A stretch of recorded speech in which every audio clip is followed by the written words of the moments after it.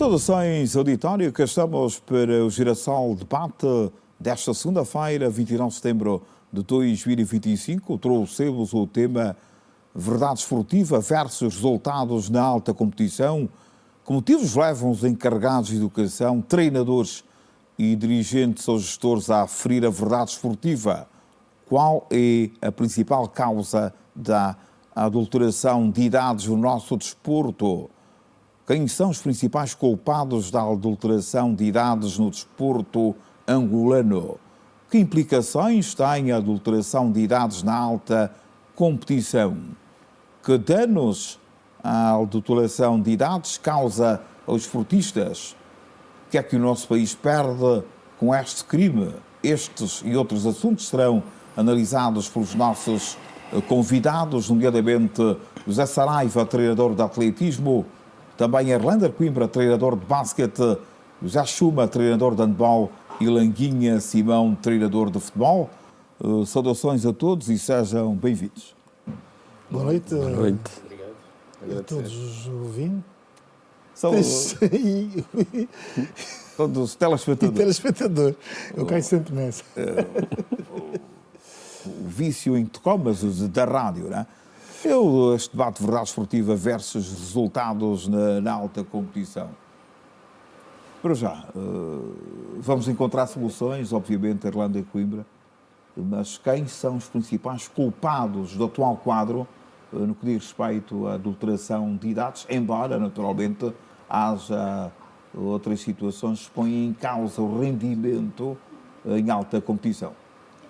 Eu não consigo dizer quem são os principais culpados, mas acredito que existem naturalmente objetivos que alguém se propõe a conquistar e às vezes não passa só pelos tutores ou encarregados de educação nem os treinadores, também por vezes passa pelo meio onde estão inseridos determinados atletas. É muito relativo porque nós às vezes encontramos conversas de atletas que dizem que se eu entrasse com esta idade que tenho para aquele grupo, eu não teria hipóteses porque eles já estão muito mais experimentados, eu tenho muito mais maturidade do que eu em determinado desporto. Isto acontece porque muito tardiamente os meninos são indicados ou são levados aos campos para praticarem determinadas atividades esportivas. Dizer que aqui há um culpado, teríamos que ir buscar o cerne da questão, vendo primeiro pelo seguinte: quem os recebe nos clubes para os orientar, se realmente faz um casting, se vai buscar com conversas muito próximas ao próprio atleta para que ele consiga dar dados de que há alguns erros naquilo que ele apresenta como sendo a sua idade, ou se conseguimos também chegar à primeira matrícula escolar do mesmo e rapidamente despistarmos, em função da sua morfologia, quando queremos enquadrá-lo num determinado grupo, e isso normalmente vamos aqui aplicar os sub-15, onde normalmente os jogadores aparecem com essas idades adulteradas e depois então conseguem fazer a progressão para os escalões etários superiores, vão para o sub-18 e depois, enfim, lá para frente. Se nós não tivermos rigor na recepção dos atletas nos clubes, tentar aferir pelo tipo de conversa que ele tem, pelas abordagens que ele faz em determinados cenários, quer do treino com os seus companheiros, porque há uns que rapidamente se denotam, ou vamos notando neles que quase são uma ameaça para os companheiros, porque pelo olhar deles, quando um companheiro não passa a bola, nós percebemos logo que ele não está enquadrado na idade certa. E temos que tentar separar logo e tentar perceber de onde é que ele vem, porque é que ele reage assim. Se nós não fizermos isso, fica difícil. Nós somos os treinadores, os principais responsáveis por aferir, por tentar analisar e tentar colocar todos os jogadores a competirem de forma equitativa. Professor José Saraiva, principais culpados deste mal que aflige o desporto angolano e o desporto mundial e principalmente africano do ponto de vista geral? Ora, apontar culpados fica um pouco difícil, porque teríamos que ter provas, mas dizer-te que é uma falta de educação desprovida de caráter e com as fragilidades que têm os nossos registros. Então, tudo isso associado leva com que pessoas desleais ao desporto pratiquem esse cenário. Porquê? muitas vezes, quando eu digo que aquela associação de pobreza implica que alguém quer que o seu filho faça uma progressão mais rápida e então há esse problema da diminuição de idades. Por quê? Porque há olheiros. E se ele está no sub-15 ou no sub-16, com 18 ou 19 anos, ele é uma referência. Mas é uma referência desleal, porque quarta a possibilidade dos outros indivíduos, né, das outras crianças, com melhores habilidades, inclusivamente, e aí poderia dizer com menos força, menos resistência, menos destreza, que podemos tratar de gato, entre comas, que aquele gato que está ali é o que dá na vista. Portanto, dá na vista porque tem movimentos melhores, tem uma dinâmica melhor, tem uma associação mental e discricionária do treinamento desportivo inserido em si melhor que os outros na execução. Então tudo isso faz com que as pessoas possivelmente levem a essa situação. Quando nós melhorarmos o problema da criança, quando nós melhorarmos o problema dos registros civis, que isto como? Que, por exemplo, a partir da maternidade. Era isso que eu ia chegar lá. Por exemplo, mas tem que estar numa rede. Por exemplo, o menino que nasce em Luanda tem que estar registado e o Ministério da Justiça e o Ministério da Justiça e o órgão que emite os documentos também têm que estar inseridos, mas tem que ser uma rede nacional. Porque você pode controlar aqui em Luanda e eu vir de Malanje, ou vir do Mochico, ou vir de Cabinda, e se não estiver inserido nessa rede a nível nacional, vai dar no mesmo. Vai acontecer, vai ser viciante, e então acho que devemos aprimorar toda essa matéria em termos de informática e que seja uma rede a nível nacional das próprias maternidades, com o Ministério da Justiça, que é o órgão que tutela os registros que vão emitir os bilhetes de identidade, né? Então, a partir daí, a maternidade emite aquilo que é a cédula, os registros vão emitir o bilhete de identidade e, quando ele fizer a primeira inscrição, as associações provinciais, onde os atletas se associam, porque os atletas não são federados, são associados, eles também têm que ter uma plataforma onde esteja inserido clube, associação provincial e federações, por causa das seleções nacionais. Nós não podemos sair com uma seleção nacional, que é a bandeira do país, e chegarmos lá fora, coartarem os nossos jogadores, quer masculinos, quer feminino, de volta para casa porque tinham idades adulteradas e porque a ressonância magnética nos ossos deu que esse indivíduo tem a idade superior àquela que está estabelecida nos documentos. Aconteceu há pouco tempo os jogos da SADC, África Austral, a seleção feminina de basquete. Aconteceu na COSAFA. 5 jogadoras. Isto é um caso, já um crime, é um caso de polícia, né? Começa-se desde a mais tenra. Em termos lógicos, os pais começam, os gestores esportivos, os treinadores, isto é um complô, né? Há muita má fé. O problema não é que seja... Deixa-me alertar aqui uma coisa. Atenção que aconteceu recentemente na SADC, foi isso? Na SADC. Tiveste a COSAFA, sub-17, atenção, né? Que sim. Os testes são feitos em função, tanto da densidade óssea, o densiômetro, como podemos chamar, são feitos e existe uma tabela para calcificação em determinadas regiões. É feito quase o pulso, não é? Sim. E essa densidade eles podem analisar ou supor. Aqui em Angola, por exemplo, é feito. Eles vão para lá e acreditam que estão dentro dos parâmetros. Se chegarem lá fora e não estiverem dentro dos parâmetros, o que quer dizer que não é uma coisa que seja eficaz para qualquer um dos lados. Eu posso negar aqui, tu podes aceitar aqui ou lá. A análise depende de um livro. Existe um livro e eles baseiam-se neste livro, mas só que estas tais análises são feitas da densidade, Ressonância magnética. dos ossos em várias regiões e articulações, também têm que ver com aquilo que se diz alimentação, são fatores extras, portanto, que podem fazer com que uma pessoa desenvolva mais do que a outra. Nós não desenvolvemos de forma uniforme. Exato. Então, por isso é que pode haver essa análise. Aquilo que aconteceu ali foi exatamente isto. As jogadoras estão aí, os pais apareceram e chatearam-se e ficaram zangados com a situação, porque têm provas que os filhos nasceram no ano em que realmente constam nos seus documentos. Sim, mas não inibe, não é, que os encarregados da educação façam um processo civil. Não inibe. Exatamente isso. Porque, por exemplo, se nós constatarmos, o nosso centro, creio eu, né, o nosso centro de medicina desportiva, constata que a idade é aquela, e quando tu sais, e depois também para além daquilo que tu disseste, que são os índices, sim, são os índices, os índices que eu comento também, o próprio aparelho em si que faz também tem que estar referenciado.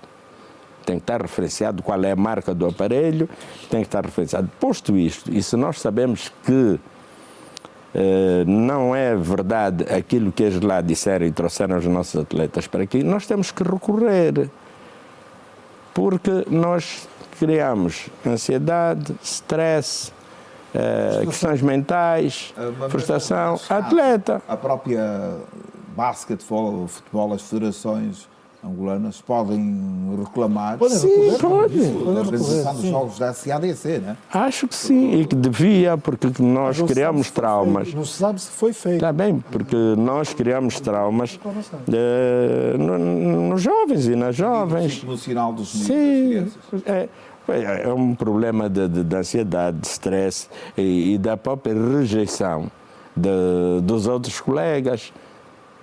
Então está aqui. Já estamos aí para as causas do que é a sim, a declaração de idades. Exatamente. Languinha Simão, apreciar este momento. E o futebol é tal modalidade que há mais casos que nós conhecemos. E Languinha Simão trabalha com crianças. Exato. E no futebol. Exato. Culpados quem são? Gestores? Olha, primeiro, eu ia dizer que todos nós temos que nos sentir responsáveis por essa situação. Porque é uma situação que põe em causa o processo de desenvolvimento desportivo. Por uma série de fatores. Primeiro, é a questão de pôr em causa a verdade desportiva. Põe em causa a verdade desportiva. Por quê? Porque os agentes querem e em alguns casos são os agentes que querem adulteram a idade do jogador para parecer pronto e está a jogar com jogadores com menos idade e pode parecer um craque quando na verdade tem 2, 3 anos a mais. Outro fator é a questão dos resultados esportivos imediatos. Quer dizer, às vezes os treinadores querem ganhar e às vezes colocam jogadores com idades adulteradas porque querem ganhar. E, portanto, outro fator é a questão das seleções que quererem aparentar ser muito mais fortes quando na verdade não são. Dizem que os dirigentes, os treinadores de formação, se perdem jogos, podem ser despedidos. Exato. E depois há o abandono precoce. Porque se o jogador queimou a etapa do seu processo de formação, isso depois tem efeitos colaterais. Messi até hoje joga. E aquilo que já se falou aqui. O jogador da seleção de Angola do Mundial 2006, que se o Messi esteve presente, ninguém joga. Os nossos já não jogam, são treinadores. Portanto, é uma situação. Aqui indícios, não é? Exatamente. Portanto, aqui há um conjunto de situações que devem ser combatidas. Agora, nós, como agentes desportivos, temos que nos unir para combater esse fenómeno. Caso contrário, vamos continuar a ter um processo desportivo retardado. E porque isso depois também retira o interesse dos investidores. Quem vai querer apostar num campeonato ou num desporto onde sabe que isso é adulteridade? Portanto, porque isso depois não te dá uma margem do ápice do rendimento do atleta, porque ele está a apresentar um rendimento que não corresponde à idade verdadeira. Agora, aí também há uma situação que levantou aqui o professor Saraiva muito bem, que nem sempre a idade biológica corresponde à idade cronológica. Por exemplo, há alguns casos de jogadores que têm maturidade óssea retardada e que e passam no teste, aparentam ser miúdos, e há alguns casos de jogadores por força do treino, do seu desenvolvimento, da sua desenvoltura física, aparentam ser, têm maturidade óssea acelerada e parecem ser mais velhos também. Essas são situações que podem ser analisadas e acauteladas. Zé Chuba, imagem de marca, cauteloso, pensador das modalidades coletivas, parece-nos claramente o handball a par do hóquei em patins, voleibol, não diria tanto, é das modalidades com menos casos públicos, não é? Como é que está o nosso handball neste aspecto?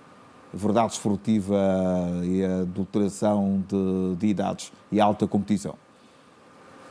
Olhe, não sendo repetitivo naquilo que os colegas acabaram de dizer, e já estão entrando um pouquinho também na questão das causas, se tivermos em conta de que a verdade esportiva é um conceito fundamental no mundo do desporto, uma vez que refere-se à atividade desportiva de forma honesta e justa, tudo que aqui foi falado que esteja à margem da justiça, estamos a falar da inverdade. E ali entraríamos em casos multifacetados que vão nos levar a uma série de situações que provavelmente nós não conseguiríamos aqui responder. O que é que quero dizer com isto? Os culpados, e esta foi a questão, são um conjunto de elementos, um conjunto de atores do desporto e não só. Refiro-me aos próprios treinadores, aos encarregados de educação e até inclusive os dirigentes. Repare, nós estamos a falar na questão da adulteração das idades, quer dizer que estamos a nos referir de atletas que não são de alta competição. Mas se nós levarmos o caso à alta competição, a situação é muito pior. Porque aí começa a entrar a questão do doping, começa a entrar a questão da arbitragem, a pressão que é feita também ao próprio atleta para poder ganhar, ou o próprio treinador poder ganhar. Portanto, penso que este é um tema muito complexo, onde, no nosso caso particular, embora a minha modalidade também não se registre muito, não quer dizer que não haja. Talvez não se faça, nas competições que tem havido, não se faça ou não haja exigência e o rigor que tem havido nas outras modalidades. Embora agora, para o último campeonato recentemente terminado na Argélia, fez-se testes de juniores e cadetes, mas fez-se teste apenas para cadetes, não houve casos. Mas eu devo dizer que uma das coisas que alimenta esse tipo de prática tem sido o nosso fraco rigor na admissão de atletas. E também o facto de começarmos a treinar, ou seja, a prática de desporto um pouco tarde. Quando o filho começa a treinar, por exemplo, aos 5, 6, 7 anos, a probabilidade de adulterar a idade é muito menor. Então estamos num subdesenvolvimento desportivo neste aspecto, no comércio. Obviamente. Eu digo isto porque já há mais de 12, 15 anos estou a coordenar o handball feminino 1º de agosto, que quando entramos no R20, conseguimos na altura, e porque tínhamos alguns indivíduos, tanto na área médica como treinadores estrangeiros, que face ao número, ou seja, a quantidade de atletas que apareciam para aderir à modalidade, optamos em ter critérios para admissão. Critérios esses que têm a ver com dados antropométricos, nomeadamente idade, altura, peso, palmo, largura. Portanto, tudo isto nós colocamos numa base e até hoje vincula. Há casos em que nós, as nossas atletas, por exemplo, de handball, que estavam na academia ou que estão na academia, em muitos casos falava-se que as atletas de handball são mais altas que as do basquete. Isto por causa do quê? Dos critérios de admissão. Porque naquelas idades que as nossas crianças começam a entrar no desporto, para a prática desportiva, 15, 14, já é arriscado. Já é arriscado.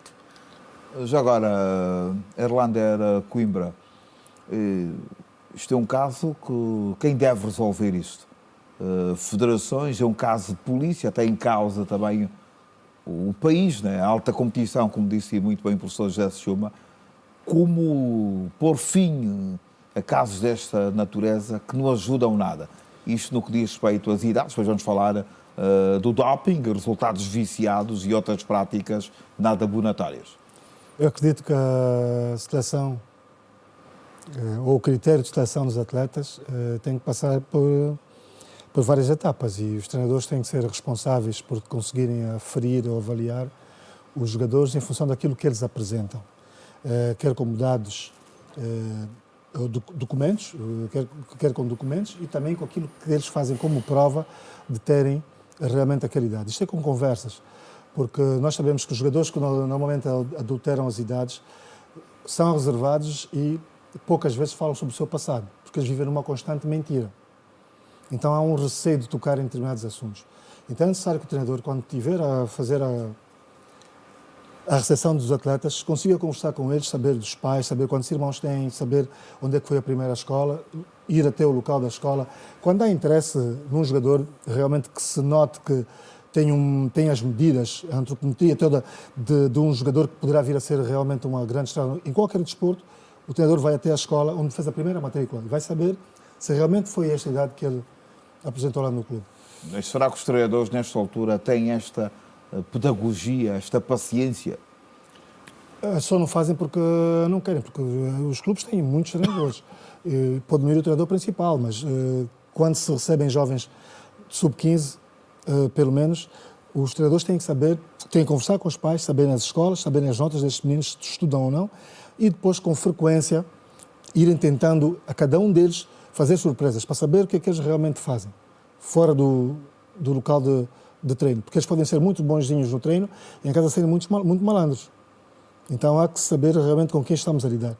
Então eu acredito que se os treinadores fizerem esta parte, os pais ficam mais intimidados em adulterar as idades. Os treinadores também que costumam a incentivar, há treinadores que incentivam, dizer, eu estou a contar com este menino porque aquilo que ele tem realmente pode lhe dar a possibilidade dele chegar a um patamar e vai-me também dar garantias de eu ganhar um campeonato de juniores ou de juvenis ou de cadetes. Há treinadores que querem ganhar, porque sabemos que os clubes, treinador que não ganha, não vai ao campeonato nacional. Quando os miúdos têm que treinar, arranjar-se e conseguir arranjar-se 2 ou 3 miúdos com qualidade para se projetar para as equipas ou para os escalões superiores, não. Os presidentes querem que no sub-16 se ganhe os campeonatos. Se não ganhou o campeonato provincial, não vai ao nacional. O treinador quer ganhar. Ele quer ir ao campeonato nacional, quer ter uma medalha, quer ter uma taça lá no coisinho do clube. Olha, fui campeão de sub-16. Então isto, falou dos gestores ou dirigentes, esta incultura desportiva, a lógica é que os escalões de formação são mesmo para formar. Não se deve exigir vitórias a todo custo. Se se ganhar, é muito bom. Cria-se um espírito vencedor. Agora, quando se quer ganhar a qualquer custo, quando se quer chegar a qualquer final, eu tenho que chegar à final, não. Eu quero que daí saiam jovens formados para potenciar a equipa principal a seguir. E é sempre com esta meta que eles vão conseguindo crescer para ganhar. Eles querem ganhar, mas eu não vou pedir aos treinadores dos escalões etários inferiores, sub-15, ou sub-16, que me tragam vitórias para irem ao campeonato nacional. Quando sabemos nós que os miúdos querem viver o momento. Professor Saraiva, No atletismo, também há muitos casos, já houveram casos desta natureza? Os casos há sempre. O problema, a questão, o cerne da questão, é saber se efetivamente é ou não é. Porque se ele traz-te uma cédula, traz-te um bilhete de identidade, Assento o de que é que se vai nascimento também. duvidar? Tem assento de nascimento, tem poucas probabilidades do treinador poder equacionar se é ou se não é. Mas uma outra questão é que nós temos que nos organizar. E essa organização parte das escolas. Se nós tivermos uma base de desporto escolar, na extensão da palavra, e se esse desporto escolar, da extensão da palavra, estiver a ser todo monitorizado, as próprias escolas podem indicar aos clubes quem são os bons praticantes. E, logicamente, se a escola indica, é porque a idade dele que está ali é real. Tem que haver essa necessidade de se fazer isso no desporto escolar. Porque existe desporto escolar. Perdão, o melhor modelo desportivo, com base na escola, é dos Estados Unidos da América, o melhor do mundo. Temos de fazer um copy-paste dos Estados Unidos, seria o ideal? Eu não gosto muito desses copy-paste, não gosto muito. Eu gosto de aplicar nas realidades do país. Essas nossas realidades nós temos que aplicar. Mas nós temos que fazer. Se nós não fizermos, não há hipótese. Nós não podemos estar a meter no quintal das escolas monstros que estão lá, que não têm nada a ver com a educação física do menino. É que você encontra lá um galpão, não sei das quantas, não sei de quê, mas não encontra um ginásio em condições. Você não encontra uma casa de banho onde sai a torneira. Há necessidade, e pelo desporto escolar, falaste dos Estados Unidos, a França também é muito forte nessa situação, é preparar-se essa base do desporto escolar. Porque na escola não pode haver exclusão de aluno. Na escola há inclusão de todos os alunos. Se o programa diz que é handball, vão fazer handball. Se diz que é atletismo, vão fazer atletismo. Se diz que é basquete, vão fazer basquete. Se é natação, é outros 500. Mas tem que ter lá essa base. E depois, nas academias, é que há as exclusões. Na academia ficam os melhores. Porque estes melhores que vão para a academia são os potenciais atletas que vão servir as seleções. Então, se eles é que vão servir as seleções, ali começam já a entrar os talentosos, os mais habilidosos. Mas se nós tivermos essa base toda, não vai haver muito problema de diminuição de idades para ganhar. E depois também tem outra coisa. O Ministério da Juventude e Desportos tem que criar, ele já tem, portanto, há uma lei, não é? Podemos assim chamar a Carta Magna do Desporto, que é a lei dos desportos.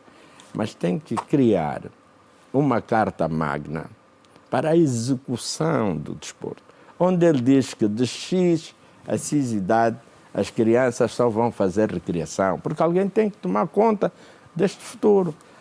Por exemplo, vamos supor, de 5 anos aos 14 anos, os atletas vão treinar, mas não há situações nenhumas de competição, mas sim de recreação. E os atletas vão fazer tudo. O do basquete vai jogar em todas as posições. O do handball vai jogar em todas as posições. O do futebol vai jogar em todas as posições. E tu aí começas a criar o excelente desportista. Nós até um tempo atrás, nós só tínhamos jogadores que chutavam com o pé direito. Se ele era canhoto, chutava com o pé canhoto. Não chutavam com os dois pés. E se deres um giro para a Europa, quase todos os jogadores chutam com os 2 pés. Qual é o problema? É mesmo nós.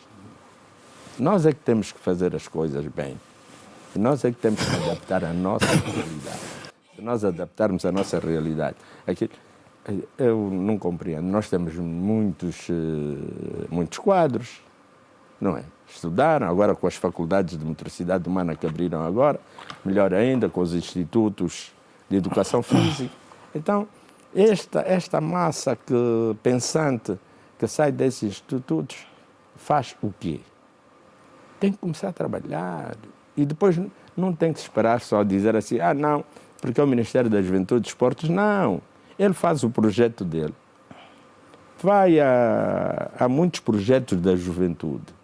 Vai a um desses bancos que apresentam, olha, este meu projeto da juventude é para a persecução, por exemplo, do futebol, do handball ou do basquete. Eu sei que isto vai dar resultado e que o país vai precisar disso. Qual banco? Os bancos estão aí, os projetos também para a juventude também estão aí. Nem para a agricultura, imagina agora para o desporto.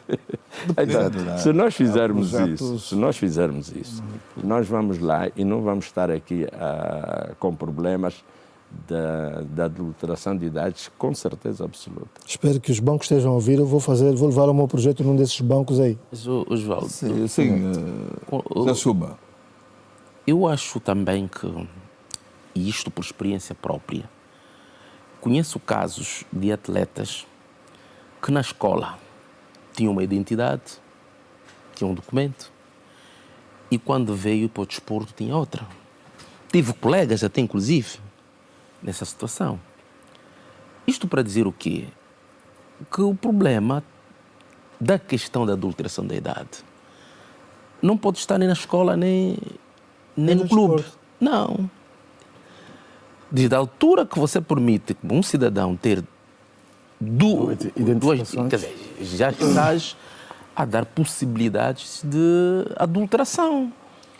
Que haver maior rigor nos serviços de identificação. Exatamente. Os bilhetes agora já são digitais, não é? Porque as nossas crianças hoje entram na escola aos 5 anos, não é? 4, 5 anitos.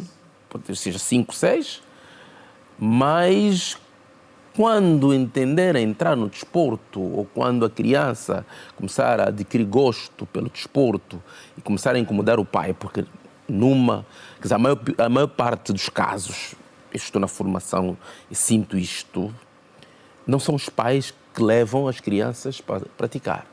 Ou é uma colega, ou porque o treinador viu-lhe na rua, ou porque na escola tem e ela também criou gosto naquilo e vai fazendo confusão, às vezes numa altura em que ela já tem 15, 16 anos. E muitas das vezes uma dessas crianças é daquelas que tem habilidades, tem jeito para a modalidade. E o próprio treinador, como há fragilidade mesmo na questão da documentação, às vezes consegue convencer o encarregado de educação a adulterar, porque ele quer resultados. Isso já é um outro... Já presenciou situações desta natureza? Já foi coagido a adulterar a idade desta ou daquela atleta? Felizmente não. São casos que eu conheço, porque a própria Associação de Handball, há 1, 2 anos, aliás, este ano também voltou a acontecer no Campeonato Nacional. Tem um caso também de cerca de 10 anos que levamos a Albertina Kassoma a um campeonato no Namibe e as equipas começaram a fazer confusão porque ela era mais velha. Obrigaram todo mundo a entregar os bilhetes. O que aconteceu? A equipa que estava a fazer confusão, saíram logo 3 atletas que eram mais velhas. E a Albertina manteve-se ali. Está ali a jogar até agora. Portanto, esses casos, até o momento, existem. Ainda no ano passado, não, há 2 anos atrás, e porque o presidente da associação, o senhor Simão Filho, é um indivíduo, é da polícia. Sim, é polícia. E pôs outra ordem ali, apercebi-me de atletas que na escola tinham, e ele próprio que fez isso, porque alguém também alertou, porque muitas das vezes os próprios miúdos se conhecem, ou estudam juntos, ou são do mesmo bairro, e sabem que não, aquele é da minha idade. Claro. Como é que coisa aparece? Claro. Então a fragilidade está onde? Não está a partir da adulteração das idades, não começa da escola, nem muito menos nos clubes. E um dos fatores que concorre para isso é também a definição de objetivos. Porque nós ainda temos a ideia de que a equipa mais forte, ou a formação mais forte, é aquela que ganha. O que é mais importante na formação? É o processo. Portanto, e nós temos a ideia, aquela equipa... E as equipas que ganham são as mais fortes. E o dirigente, em alguns casos, se tu não ganhas o campeonato, então ele diz que a tua equipa é fraca, quando na verdade muitas das vezes a tua equipa tem uma melhor desenvoltura, cumpre melhor com os processos, mas perde por terem idades verdadeiras. Então, e é importante que se perceba isso. E quando os dirigentes também começarem a perceber que o mais importante da formação não são os resultados desportivos, mas sim o processo, a forma como se vai se ensinar as questões elementares do fundamento do jogo, o entendimento do jogo. Portanto, as seleções mais fortes mundiais não ganham nos escalões de formação. Está a querer dizer que os problemas de Angola são os dirigentes? Já foi aliciado por algum dirigente, tanto no futebol masculino como feminino? No futebol feminino, então, parece que havia casos maiores, não é? Bravo. Deixa-me dizer o seguinte. É que dirigentes há, e eu já passei alguns clubes, que o dirigente te liga para te dizer: treinador, estás sempre a perder, como é? O que é que se passa com a equipa? Porque está a perder. Se estiveres a ganhar, a equipa está boa. E nós temos que acabar com isso. Se queremos acabar com a questão da adulteração de idade, não, aqui não é ganhar. Tem que ser erradicados alguns dirigentes. Há organizações desportivas, há países que, em função do biotipo e o modelo que se quer implementar nos escalões de sénior, definem até sistema tático a nível dos escalões de base, que tem que defender a zona ou defender homem a homem. Nessa zona temos que defender, porque nós que estamos a privilegiar... É um Bataclan, não há regras? Não há regras, não há. Por quê? Porque há aqui o imediatismo. Como é que um jogador de juvenil já faz a barba? Você já vê que o rapaz faz barba e é juvenil. E a Associação de Treinadores não se reúne vais para falar isso? vais falar com o comissário. Sim. O comissário vai dizer que não tem nada a ver com isto. Vai dizer que não tem nada a ver com isso. Houve casos assim. Tu vais falar, mas esse jogador que já está vindo ali a fazer a barba, vir ali com gilete, como é? Não tem nada a ver com isso. Minha missão aqui é orientar o jogo. Isso resolvem lá na associação. E, portanto, depois o que é que acontece? Isso frustra os mais jovens e põe até em causa a saúde dos mais jovens, porque são jogadores que já têm a estrutura muscular definida e, às vezes, lesionam os mais jovens. E depois esses jogadores também têm um processo curto, portanto, porque ele depois não consegue desenvolver. Quando chega numa fase de maior exigência, ele já deu tudo nos escalões de formação. Portanto, são esses casos. Portanto, é preciso que Os treinadores, não faço, nunca o fiz, e deve ser por isso que eu tenho essa posição. Devem ser responsabilizados todas as pessoas. Exatamente. Eu defendo que quando se forma bem, ganha-se. Não de maneira imediata, um futuro. Vou dar Exatamente. um exemplo. Sim. Paulão também jogou handball, falecido Paulo Alves António. Em Moçambique. Eu vivia lá, miúdo. O Paulão, a equipa do Paulão, o Agronacional, não ganhou o primeiro provincial de juniores em futebol. O Agro terá ficado em terceiro. Creio que primeiro foi o Sonangol do Namibe, o Atlético, depois foi o Inter. O Agro ficou em terceiro. No entanto, daqueles jogadores, o Paulão é o tal que chegou ao apogeu. Exatamente. Quer dizer, é o exemplo paradigmático disto. Prossiga. Pois, ia dizendo que eu defendo que quando se forma bem, ganha-se. Ora, vejamos. Se eu formei um atleta para defender bem, dificilmente vai sofrer golos. Se eu formei bem um atleta, sabe fintar, sabe atacar, sabe... Pronto, sabe. Obviamente que se ele sabe atacar, facilmente vai fazer golos. Sabe defender, facilmente vai...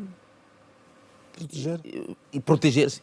Exato. Então, a possibilidade de ganhar é maior. É maior. Não quero com isto dizer que na formação deve-se ganhar. Não. Sim. Nós não devemos exigir vitórias na formação. Mas nós, treinadores, temos que estar conscientes de que se eu estiver a formar bem, Exatamente. a probabilidade de ganhar É maior. é maior. Sim, sim. Agora, se o dirigente me está a obrigar a ganhar, eu não posso usar mecanismos impróprios para ganhar. Ganhar, exatamente, sim. Não pode. Mas muitos treinadores Não pode. Mas aí estão tá- com Esse medo de treinador não perder, sabe do educação. emprego. A necessidade perder Está a o perceber? emprego. Sim, sim. Não. Epá, A quem A se deve integridade. treinar, a A quem integridade. se deve, perdão, a quem se deve queixar o treinador se o gestor esportivo faz isso? Se calhar o Comitê Olímpico Angolano, o COA. não, é né? assim. Eu acho que tudo passa para um diálogo. Um treinador que se preze e que sabe que está a fazer bem o seu trabalho pode muito bem chegar ao seu dirigente e explicar como são as coisas. O grande problema às vezes é esse. Epá, porque há dirigentes que só são gestores, mas não percebem o fundo da coisa. Coisa, exatamente, sim. É preciso que a gente explique como é que são as coisas e o que é que você está a fazer. Vou lhe dar um exemplo. Juvenis, eu tenho juvenis A e juvenis B, já há muitos anos. Iniciados A e iniciados B. E há um comentário de um dos colegas que me diz, olhe, juvenis A ficou em primeiro, mas juvenis B ficou... Mas é um colega que não trabalha conosco na academia, está no outro polo. Mas é por que o grupo, ou seja, essa equipa fica em sétimo, por exemplo? É como, quer dizer, dando a entender que não precisávamos de ter uma segunda equipa. Uma equipe, exatamente. Não sabia o colega que a segunda equipa de juvenil tem menos 2 anos em relação à equipa principal. Exatamente, sim.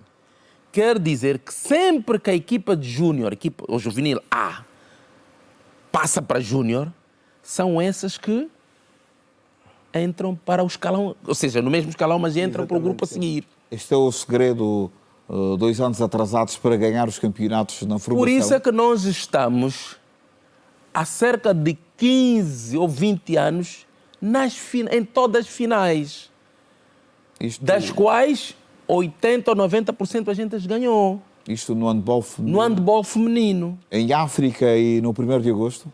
É isto? Obviamente. Porque o 1º de agosto, pelo menos, há mais de 10 anos que nos escalões de formação temos sempre cerca de 8, no mínimo 8 jogadoras na seleção nacional. E agora mesmo assim, a seleção sénior, 90 e tal % são jogadoras de 1º de agosto. Da formação de 1º de agosto. Erlanda, fez parte da geração de ouro do basquetebol angolano, foi condecorado recentemente, jogou contra Michael Jordan, teve uma briga com Charles Barkley, não me canso de dizer isto, momentos épicos do nosso basquete em Barcelona 92.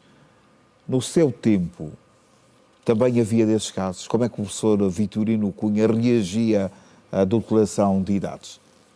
Olha, nós tivemos casos de adulteração de idade, nós comentávamos entre nós, mas não tínhamos provas de que realmente este ou aquele atleta tinha feito. Mas sabíamos de alguns, em função daquilo que se ia falando, como disse bem aí o Chuma, os colegas e amigos conhecem-se, e íamos ouvindo. Não pode ser mais novo do que eu agora, porque ele foi meu colega na classe X e pronto.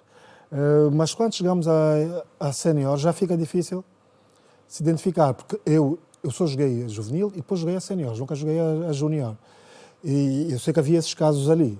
Por causa da altura que tinha e a habilidade, não é? Porque havia, sim, a altura primeiro, porque havia muito poucos jogadores com a minha altura e com a idade que tinha. 2 então, e 2?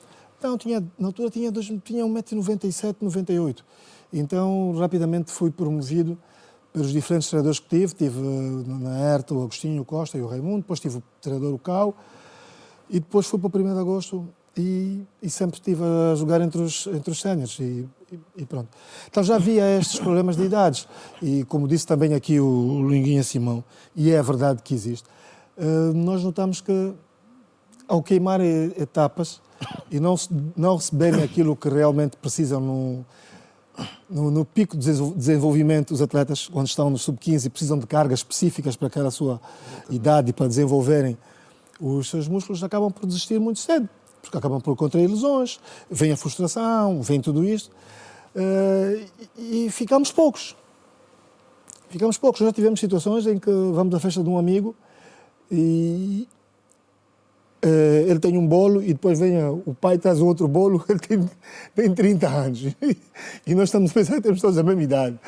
E depois acontecem coisas dessa natureza. Então, o que dizer? Passaram por nós todas as situações, nós vivemos isso tudo. E foi passado, nós estamos aqui agora para tentar contrariar isso. Nós fizemos uma vez uma reunião entre treinadores e lembro-me que o professor Artur Barros, Raul Duarte e todos os outros professores e treinadores mais velhos, todos os jogadores que nos identificássemos ou suspeitássemos que tinham uma idade um bocadinho mais acima, nós para o escalão acima. Ele que se desenrascasse lá com os da idade dele. Vai lá e vais encontrar lá os teus amigos. Para não ficarem a fazer confusão aqui os miúdos, porque o miúdo se não passa a bola, dá uma olhada ao miúdo, depois o miúdo nunca mais joga. Porque fica com medo daquilo que ele, do olhar daquele mais velho. Então não se pode fazer isso. E só aqui um alertazinho. Há um estudo que tem sido feito, que é o efeito idade relativa. O efeito idade relativa é só para nós vermos aqui o seguinte, que um atleta, o quartil, que, portanto, do ano dividido em 3, não é? Os atletas que nascem de janeiro a abril, idade cronológica, Sim. começam, para já, em vantagem com os que nascem de abril Exatamente. até dezembro. E depois há o desenvolvimento biológico, há a idade biológica, onde músculos e reação e maturação, tudo isto vem já. E quando apanham estes jogadores, de abril para frente, já estão a competir na mesma categoria, sub-15, cadetes, por exemplo. Só estes 4 meses é uma enorme vantagem para os que vão lá até o fim. Agora imagina o que nasceu em janeiro com relação ao que nasceu em dezembro e todos eles estão enquadrados na mesma categoria. Agora vai lá um indivíduo de 17 anos, 19 anos, com mais 3 anos e não sei quantos meses, meter-se nesse problema.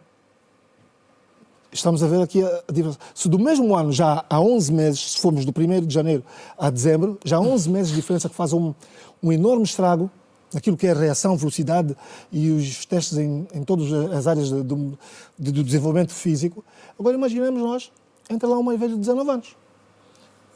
É verdade, vamos agora ao intervalo nesta giração debate desta segunda-feira, o tema verdade esportiva versus resultados na alta competição. Voltamos dentro de instantes.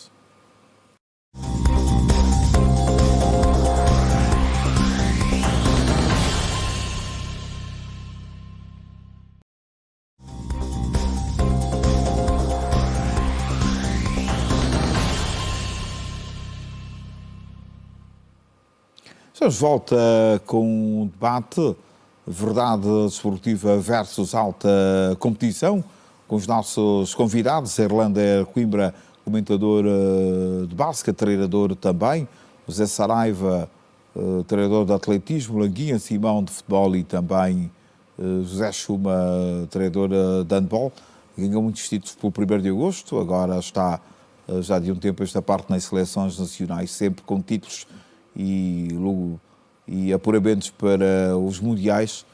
Professor José Saraiva, além da idade, que é um tema muito propalado, outro dos problemas é o uso do doping, substâncias psicotrópicas pela alimentação, o uso de cannabis, a famosa liamba num termo terra-terra. Já viveu isso? Sei que foi preparador físico dos grandes clubes de Angola. Olha, no atletismo há um caso de uma atleta que foi suspensa por causa de uma maratona em Macau, mas não posso aferir muito essa situação porque não tive acesso à documentação nem o tipo de substância que A atleta angolana. Sim, que a atleta tinha, que foi a maratona de Macau. Não sei, mas dizer-te que no atletismo o doping, sem medo de errar, está 5 anos mais evoluído que o antidoping. Exatamente.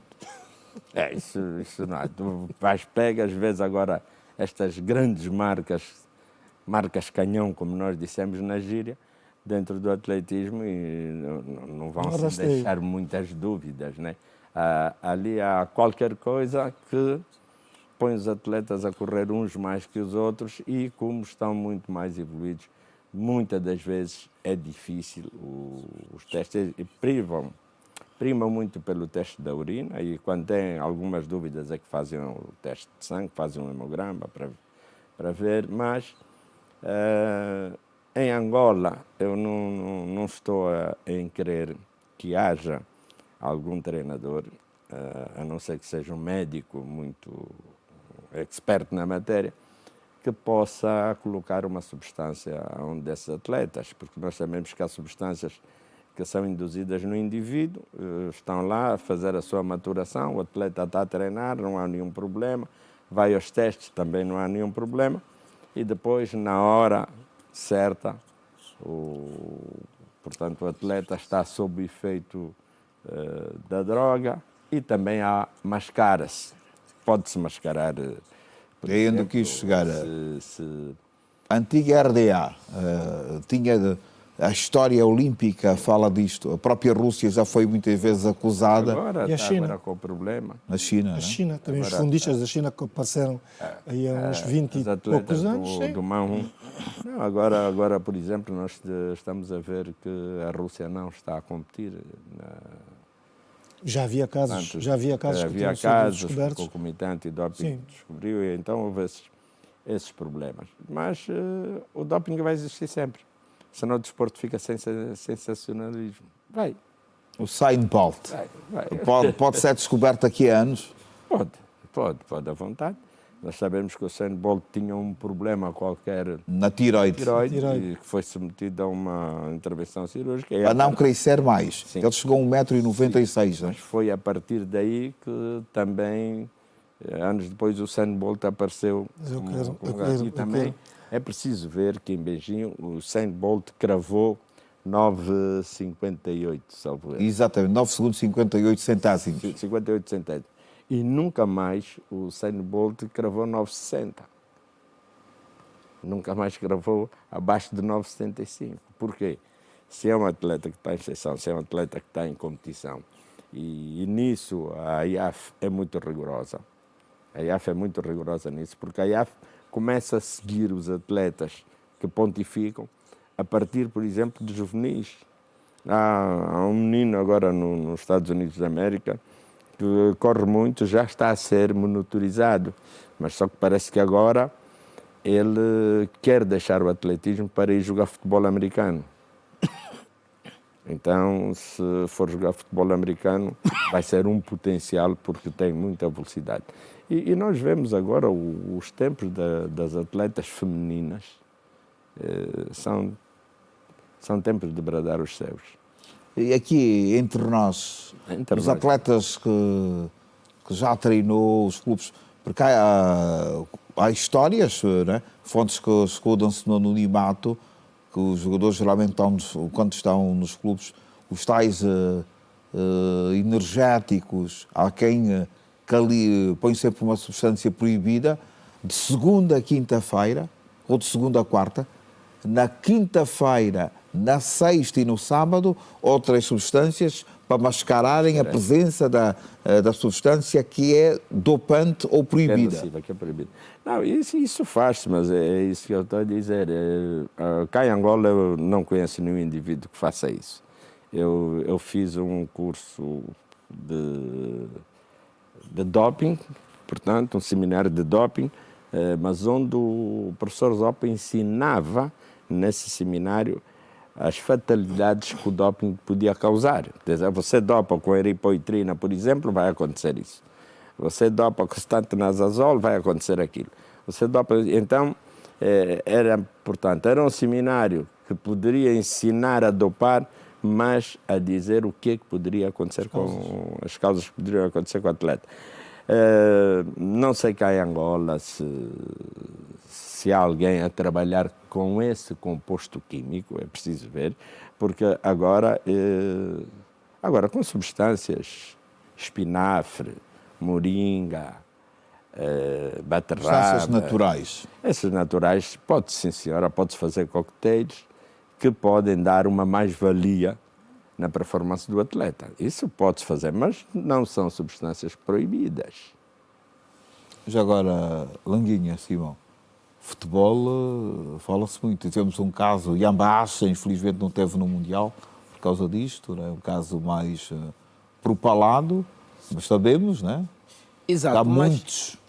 Nós aqui em Angola não temos uma estrutura organizada e que faz um acompanhamento desses problemas de jogadores que usam métodos artificiais para ter um rendimento acima do normal. Portanto, é difícil de falar. Agora, é bem verdade que isso também pode encurtar o tempo de vida desportiva do atleta. E não só pode pôr em causa a saúde, porque quando o jogador está sob efeitos colaterais, portanto, o organismo funciona de uma forma fora do normal e acelera, inclusive, o batimento cardíaco. Isso depois pode levar à morte.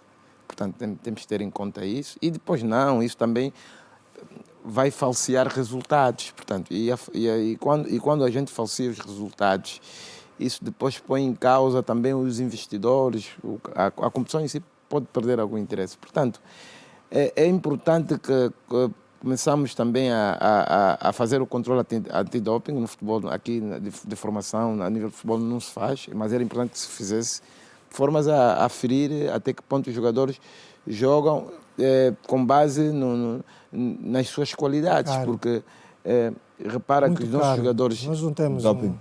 Não temos. Nós temos Sim, que montar aqui um laboratório. O laboratório mais próximo é da África do Sul. Não, Para já foi banido. Já não está da África do Sul? Já Então não, não temos já aqui não, nada. porque Então não temos ninguém aqui na África Exatamente, Austral.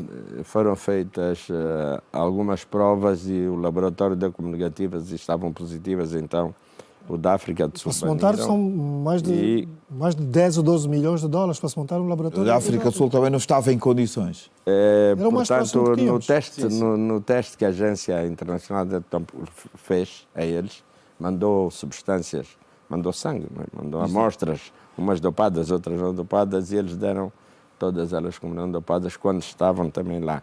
Portanto, como dizer, são os inspetores que fazem isso. Mas, por bocado, nós estamos a falar de suplementos. É preciso ter muita atenção.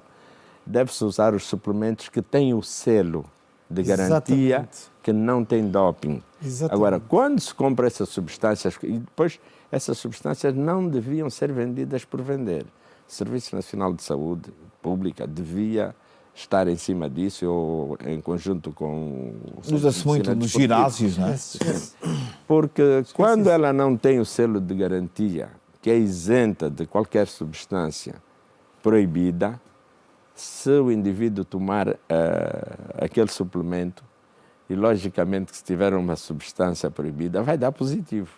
E ele vai dizer, não, por exemplo, eu tomei um whey, ou eu tomei um BCA ramificado, ou tomei glutamina. Sim, ele tomou efetivamente, mas não tomou a que tem o selo que diz que não tem nenhuma substância nociva. Mas agora, José Chuma, presenciámos um caso em 2025, e 15, em Brazzaville, no Congo. Terá sido Brazzaville no Congo? Não, 2011, em Maputo, Moçambique, Jogos Africanos. A Angola, até o intervalo, na final, estava a ganhar o Egito em handball masculino. Digo porque estava presente a cobrir a competição. Lembro. O senhor Pedro Godinho era o presidente da Federação de Handball. O Egito a perder o primeiro tempo. O Egito vem de outra maneira para o segundo tempo. Uma calibragem fenomenal. Recupera 5 golos, ganha Angola por 6. Angola depois, alguém alerta Angola, o quarto banho do Estava Egito. cheio de... seringas, né? Exatamente. Mas não conseguiu... Acaba, fez visto agora, a da altura, presidente também da IHF, Federação Internacional de Handball, era um cidadão de nacionalidade egípcia.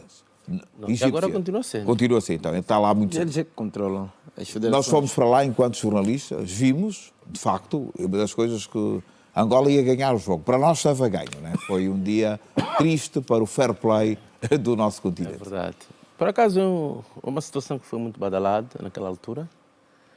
E para os nossos casos, ou seja, para o caso do nosso país, acho que nós ainda não estamos a este nível. Sim. Não estamos a este nível. A África Branca está próximo da Europa. A maior parte dos seus atletas jogam na Europa. E esses casos acabam por ser, sobretudo em África, que sabe que o controlo não é efetivo, não há... Aliás, eu lembro que a última vez que eu vi a Confederação Africana a usar o teste de doping foi num campeonato aqui em Angola. É verdade também que não participei em muitos, refiro-me em sénior, Sim, sim. mas no escalão de formação não me lembro. Eu já levo cerca de 5 campeonatos africanos em júnior e 4 mundiais. E no mundial aconteceu também, mas aqui em África, não. A nível de sénior, também estive como adjunto do professor Filipe Cruz. Lembro que a UTA, nos Camarões, em Yaoundé, após o jogo da final, pronto, foi selecionada para fazer o teste, mas não deu em nada. A própria UTA diz que é a terceira vez, deve ser por causa daquela energia dela. Capacidade física. Pois, Desenvoltura. mas não deu em nada. Dizer que nós aqui em África, ou sobretudo em Angola, digo mesmo, se há alguém que se atreve a fazer, dificilmente vai ser apanhado. Porque também não há meios a nível nacional de controlar este tipo. Olho nos olhos mesmo. Como é? Já estás, né? Aqui a única maneira é essa.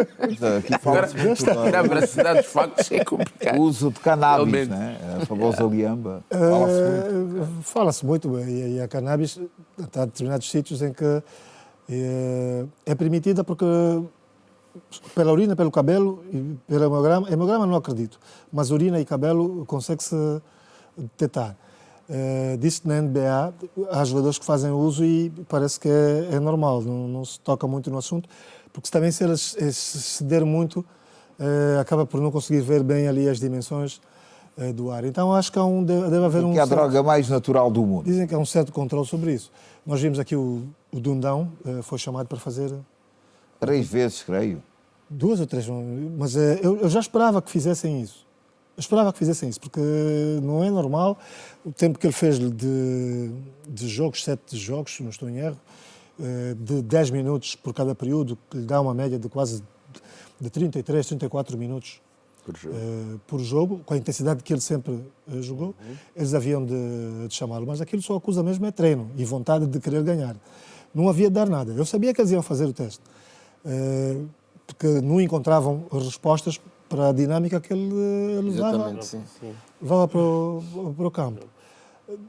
Poucos jogadores que consomem cannabis, conseguem ter discernimento como tem, por exemplo, um jogador que joga o mais alto nível e com a intensidade que ele joga. Podem ser mais lúcidos porque estão num outro mundo, outra dimensão, conseguem ter ideias melhores, mas não têm velocidade de execução, porque retira a mobilidade motora de fazer as coisas com perfeição, mas pode dá uma percepção de lucidez. Não dá a certeza de nada, mas dá uma percepção de lucidez. Ele vê tudo como maravilha, está tudo a correr muito bem. Perde o medo, não? E pronto, mas jogar aquela velocidade, aquela intensidade... Sr. Saraiva, o uso da famosa liamba, cannabis entre nós, a maconha, o que é que melhora nos atletas, de facto? Depende, se é um broncodilatador. Portanto, se ela faz a dilatação, há mais capacidade de absorção de oxigênio. havendo mais capacidade de absorção do oxigênio, os alvéolos musculares estarão em melhores condições de libertar oxigênio para os músculos. Então, os músculos vão trabalhar muito melhor. E o cérebro também fica afetado. Depende. Pois. Nem a aspirina faz mal a todo indivíduo e também não faz bem a todo indivíduo, né? Depende muito e como nós estamos a ver agora a nível do mundo, já há países e há estados naqueles países que têm estados federativos, né? E que são dimensionados territorialmente por estados, já autorizam o cultivo da cannabis e o uso. Por exemplo, a Holanda... Quantidades moderadas. Sim, Medicinais. isso, quanto basta, né? Sim. São quantidades quanto basta para que não haja algum dano no ser humano, porque todos os estados, a primeira coisa, portanto, o patrimônio deles é o ser humano. Então, há todo um cuidado. E isso também muitas vezes por quê? Para que não levem os indivíduos a fazerem usos de outras drogas mais tóxicas e outras drogas com componentes químicos que pessoas alheias à saúde, portanto, alheias à saúde humana façam, mas com o lucro do imediatismo e vão vender. Então, há países que, para evitarem isso, têm os sítios onde você vai comprar, que é coisa mesmo boa, e você faz o uso daquilo. Aqui em Angola, eu vejo muitos nossos pescadores, vejo muitos nossos pescadores a fazerem uso. Uns até fazem chá, outros portanto, não chupam diretamente, queimam em cima de uma base de coco, põem a favor do vento para eles e vão inalando só o fumo. Até que ponto isso faz mal? Para fins laborais, nesse caso, para não adormecerem no mar. Não adormecer no mar e puxar a rede, que é bastante pesada. Então mais eles ganham força no puxar a rede. Agora, o quanto isso fazer mal ou não fazer mal, eu acho que carecia de um estudo, porque isto é uma coisa séria. Nós perdemos muito dinheiro. O excesso de THC, que é a substância, que faz parte daquilo que consiste. Sim. Mas a maconha faz mal. O que eu estava a dizer é que nós temos que estudar os vários tipos de plantas que nós temos na nossa região e, quanto não mais, com um programa muito, muito forte, vender até aos outros estados. Em muitos países vivem disso. Sim, é um produto para ser vender, por exemplo, o próprio óleo em si, e esse dinheiro até reverter a causas de infância. Porque até é uma planta que não tem muita necessidade de cuidados, nem precisa lá dos satélites para ver. Há que criar regulamentos, não é? Sim, há que criar regulamentos. Há que ver cidadãos honestos que possam fazer aquilo, mas desde que uma parte seja como participada para a infância, portanto, para os nossos cidadãos da infância, né? Languinha Simão, um ditado do girabola, né? A alegria do povo. A primeira volta é dos jogadores, a segunda volta é dos dirigentes e árbitros. Ainda. A verdade esportiva também passa, porque há resultados viciados por causa da arbitragem. Há informações que equipas que ganham girabola pagam árbitro no jogo. Dizem que todo mundo paga. Bayern, Real Madrid e o resto. Paga para o árbitro apitar bem. Há outros, um clube tem interesse num outro jogo. Paga o árbitro do jogo do seu principal opositor para que prejudique. Já sentiu isto, mesmo nos escalões de formação, também há situações desta natureza, porque é raro, é humano, mas quando se erra sempre o mesmo lado, pode ver a gato escondido, não é? Portanto, fala-se muito disso. Portanto, eu nunca presenciei, nunca participei num ato dessa natureza. Agora, é verdade que isso descredibiliza o nosso sistema de futebol. Portanto, as pessoas não acreditam no futebol, porque quando uma equipa ganha por influência do árbitro, é porque o dirigente não acredita na capacidade nem do treinador nem dos jogadores. E, portanto, e isso também faz com que os nossos jogadores passam a custar até menos, porque porque é que eu vou...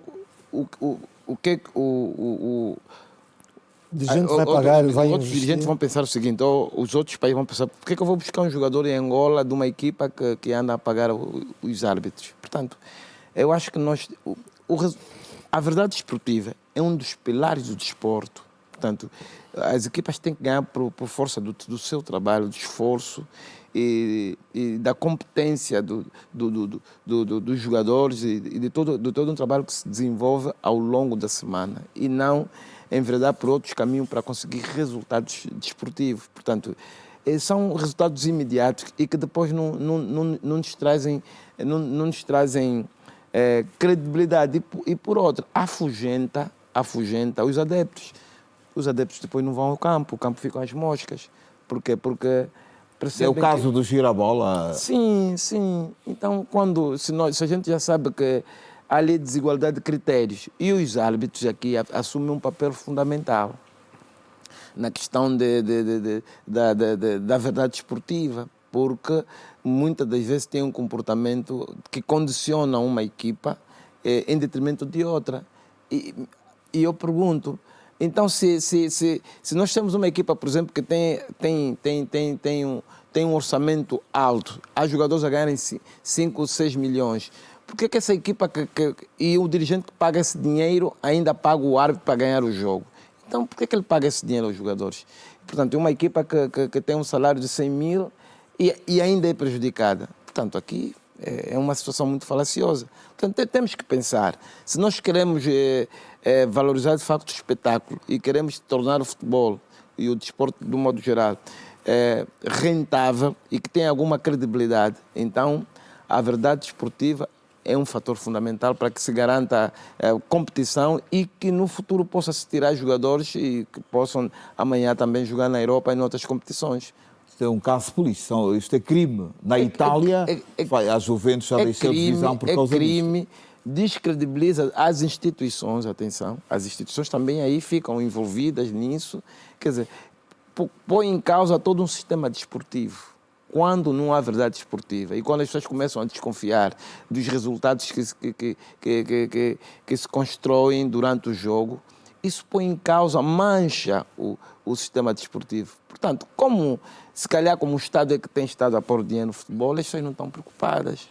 Porque a partir do momento que o futebol ou que o desporto, as equipas poderem serem autossuficientes para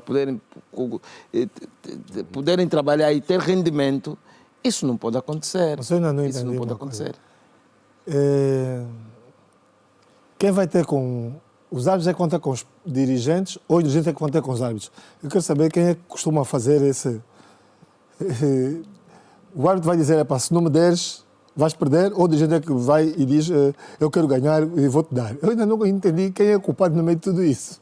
Portanto, quem é o culpado? Aí há o... Portanto, aqui, há intermediários? Aqui há muitas coisas que se podem dizer. Está a questão do árbitro o árbitro, a arbitragem não está profissionalizada. Portanto, e há árbitros que vivem do trabalho que desenvolve dos jogos que apitam durante o final de semana. Okay. Portanto, e se o dirigente chegar e lhe dizer que vai lhe dar 5, 6 milhões, é um dinheiro que ele se calhar não ganha em um ano, o que ele vai fazer? E ele quer também quer melhorar as suas condições sociais. Nós jornalistas ouvimos muita coisa, por isso somos mediadores. Mass media, né? Mediamos as coisas. Que há árbitros que vão ter com dirigentes, que há intermediários. Exatamente. Já houve histórias, não vamos aqui citar o nome de clubes. O treinador disse, eu ganhei títulos no clube X. O dirigente disse, não, quem ganhou fomos nós. Sim.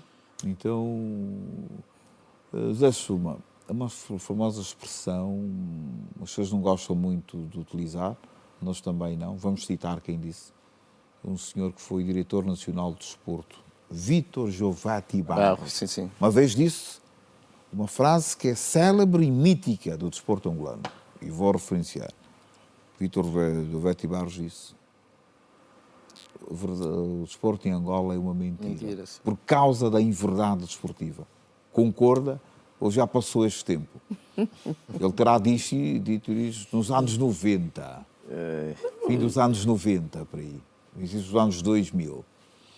Ele deve ter dito isto por conhecimento de causa. Sim, era o diretor nacional de desporto. E no contexto que vivia. Exatamente. Por isso é que no início eu disse que este tema é complexo. Complexo, exatamente. É multifacetado, é controvérsio também. E quando nós falávamos, porque foi a primeira pergunta até que nos fizeste, quem é o culpado? Eu também disse. Há uma série de intervenientes Interveniente, exatamente. que estão todos inseridos neste processo e por isso as culpas estão repartidas. Para todos. Para todos. Para todos. Os árbitros, os treinadores, os dirigentes. Portanto, é preciso ter-se em conta que há uma ideia a observarmos na questão da verdade desportiva, que é o desempenho-resultado. Resultado. Portanto, os resultados devem ser obtidos por meio ou por via de mérito, ou mesmo habilidades do atleta para poder, então, satisfazer aquilo que é a verdade desportiva. Se não se respeita isto, estamos numa inverdade. Verdade. Sim. Razão pela qual eu dizia que é um tema controvérsio, porque há muitos intervenientes no meio de tudo isto. Há que mudar mentalidades. Sim. Há que se mudar a mentalidade e de toda a gente. Da gente. De toda a gente. De toda a gente. É verdade, de toda a gente. Erlander, no basquetebol, que soluções para mudar o quadro? Aí casos, inclusive, de jogadores de seleção nacional que moram anos, que a idade desportiva, afinal, não é verdadeira, é o número que está no bolo, aqui situações que ouvimos falar.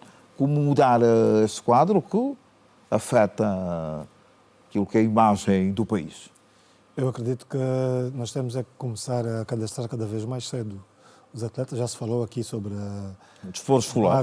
a base do desporto escolar. Quando recebemos os jogadores, temos que nos aplicar mais em saber realmente qual é a sua origem.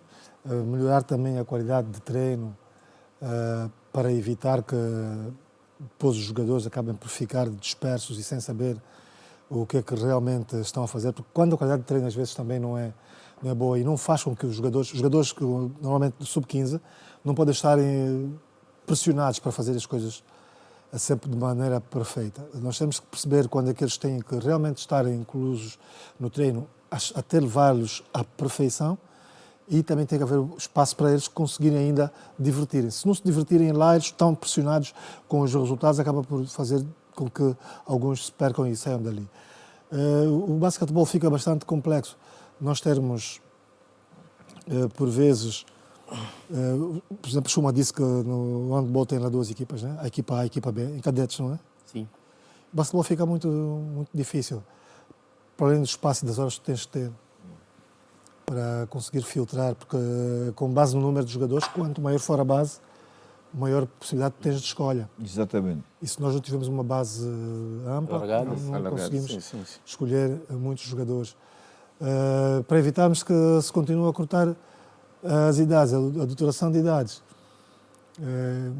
Para além daquilo que já falámos aqui, eu acredito que passa por consciencializar os pais, os treinadores, todo envolvente que faz parte do desporto nacional e fazer com que se faça desporto de maneira transparente, com igualdade, que todos partam do mesmo local para tentarem chegar à meta, sem haver a necessidade de se adulterar ou alterar regras durante o próprio percurso, porque o que vai acontecer é que os clubes e as federações traçam planos, traçam metas, acreditam que este jogador daqui a mais de 2 ou 3 anos vai ser o esteio ou ele ou o grupo de jogadores daquela fase vão ser escolhidos da próxima seleção, e quando depois, internacionalmente, acabamos por ser descobertos que temos lá gatos e sapos, quem fica mal é o país, quem fica mal são é o investimento todo que foi feito, e depois mata-se uma geração.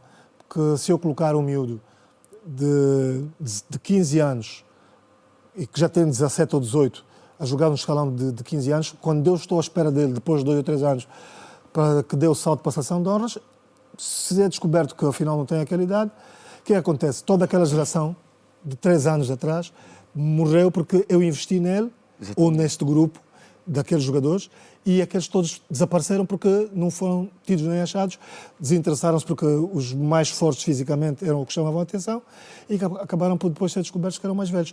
Perdeu-se uma nata de jogadores porque os mais velhos acabaram por emergir e foram descobertos. Aconteceu com a Guiné agora, onde tivemos no campeonato de sub-16, a Guiné foi campeã passada, tirou o Egito, que vinha com 5 títulos quase consecutivos masculinos.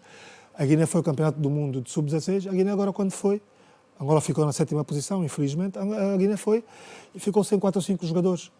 Isto em basquetebol. E a Guiné nem foi para outra fase, mas foi campeã o ano passado. O africano passado. O que é que tinha acontecido? Não tinham feito os tais testes. E matou-se uma geração de outros jogadores da Guiné que deviam ter ido. Exatamente.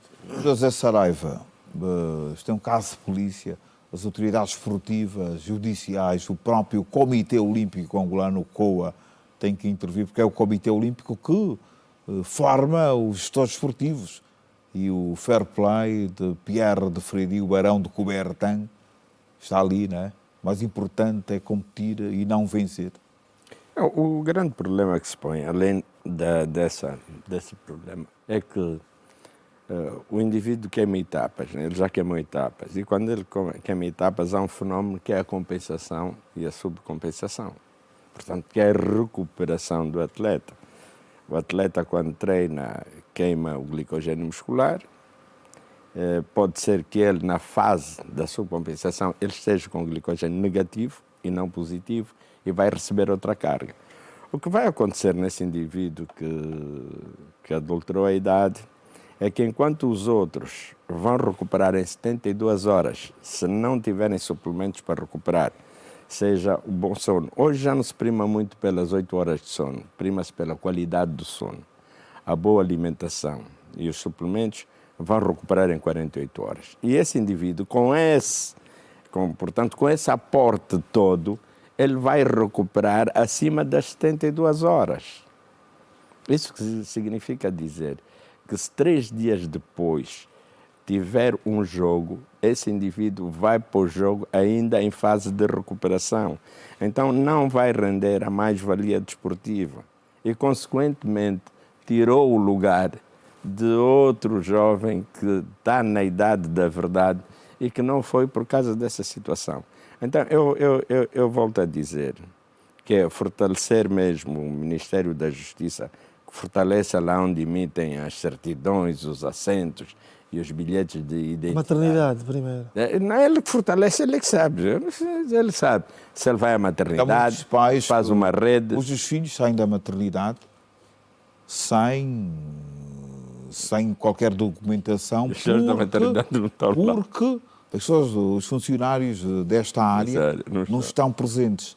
Porque, atenção, trabalha-se em regime de turnos. Logo, tem que estar sempre alguém lá. Mas há que utilizar uma ajustante nesse caso. Então vamos dizer assim, que só haverá altas a partir das 8 da manhã, por exemplo, até às 12. E que o funcionário esteja lá para que possa imprimir ou digitalizar aquilo que é necessário na maternidade e que fique na rede. Mas exigimos digitalizar já na maternidade? Sim, que fique na rede. Então, mas aqui tem um monte de computadores. Mas a Irlanda, não, computadores. Todo mundo tem um telefone digital. Logo. Então, não, mas o problema é assim. O problema, tu montas uma. Tu gastas dinheiro por gastar, sinceramente. Vamos gastar dinheiro num programa que vai ser benéfico. Tu, por exemplo, se disserem, o Bravo disse que sai de lá e os indivíduos não estão lá, tudo muito bem, então dá 1 hora para ver altas. E quando a mãe entra para ir para a maternidade, ele já preencheu aquele bocado da mãe, do pai. E quando ele sair, é só, olha, no dia tal, pega, para nascer no dia tal, aquilo que o médico passou. Portanto, aqueles dados que ele mete estão automaticamente no Ministério da Justiça. E se quiserem mais, já que tu estás a dizer que eu estou a pedir mais, então vou pedir mais, já estão também no Ministério da Educação para um controle prévio. Sabes porquê? Porque quando ele chega aos 5 para fazer 6 anos, todo mundo já sabe, a escola, e até seria muito bom, porque nós debatemos, agora esse é outro problema. Aquela palavra, no âmbito.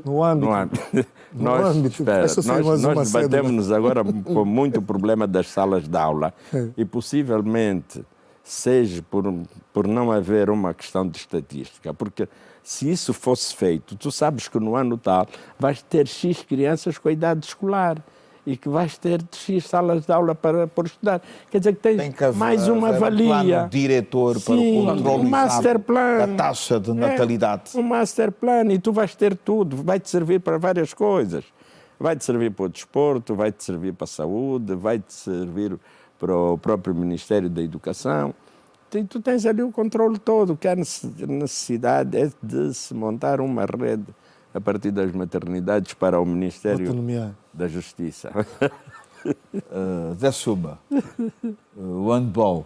Há casos, mas são pouco visíveis ou não chegam tão ao público, mas há casos também de tudo, né? Substâncias psicotrópicas, a adulteração de idades e também resultados viciados.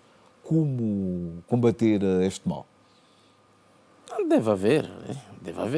E, aliás, já dissemos também que há casos que eu acabei de dizer que já tomei conhecimento. Cheguei a casos que eu disse que tivemos na Albertina Cação, mas depois houve atletas que acabaram por nos jogar porque não tinham idade verdadeira.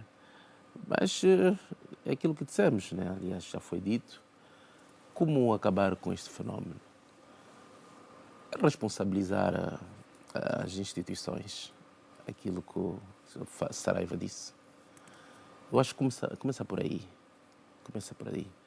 As nossas instituições têm que ter, como é que eu diria, não podem ter brechas.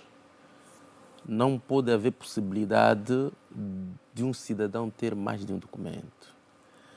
E o documento inicial, que a pessoa obtém através do nascimento, deve ser este documento que vai levá-lo a ter o bilhete de identidade e outros documentos mais. Porque se não haver este rigor, vamos deixar em aberto estes casos que têm acontecido. Isto refere-me na questão da adulteração de idade por via de documentação.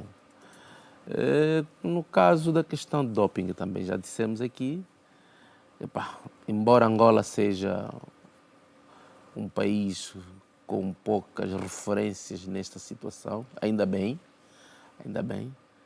mas era importante que houvesse um centro antidoping, não é? Que possa responsabilizar-se por estas situações, porque a ocasião faz o ladrão. Podemos ter aqui pessoas com ideias para o fazer, né? E nunca vão ser apanhados porque não temos como poder identificar que essa pessoa tem essas práticas. A questão também dos nossos, da verdade esportiva no capítulo da arbitragem. É um caso, por exemplo, que também já dissemos que, aliás, foi dito agora pelo Landinho, que tem muito a ver com as instâncias das próprias estruturas dos clubes, não é? Dos próprios clubes. Languêncio, Quem chama? o futebol é a tal modalidade, é o epicentro desses todos os males. Exato. Há que atacar isto. Em suma, em Angola não temos não temos, as políticas não estão bem definidas, não temos um plano diretor e não temos uma orientação. Se não houver política para o desporto. desportiva, sim, para combater esses fenómenos, tem que haver uma política desportiva com consistência, bem organizada e depois entrar em ação para começar a identificar e acabar com esses problemas. Mas não se faz nada de escola? concreto. Maternidade, escola. Por exemplo, tem que se definir qual é o modelo de formação de jogadores de futebol em Angola. Não temos um modelo de formação. Portanto, e como é que se vai definir esse modelo? Em função do biotipo dos nossos jogadores. E depois temos que começar a formar os treinadores a nível da formação. Os treinadores têm que receber o mesmo tipo de formação para obrigá-los a trabalhar de uma determinada forma a nível dos escalões de formação. Portanto, e a partir dali, vamos exigir com que os jogadores, a nível da formação, dos escalões mais etários, desenvolvam determinadas habilidades em função do biotipo e aquilo que nos dá vantagem para sermos fortes no futuro. Portanto, e aí nos esquecemos dos resultados, onde depois as pessoas vão lá observar como é que a tua equipe joga, não como é que a tua equipe ganhou. Não é o resultado, é como é que a tua equipe desenvolve o jogo. Se nós não temos jogadores fortes fisicamente, não faz sentido nós batermos bola, temos que circular, mas nós também não somos muito inteligentes, então temos que jogar rápido nos corredores, temos que ser jogadores criativos, mas com futebol rápido, que desequilibra a nível dos corredores. Para isso, temos que construir exercícios que nos vão permitir jogar dessa forma, a nível de formação. Essa tendência vamos levar a nível dos escalões superiores, dos séniores. Portanto, isso é que não acontece. Muito obrigado, Languinha Simão, treinadora do futebol. Obrigado, Eu sou uma treinadora de handball.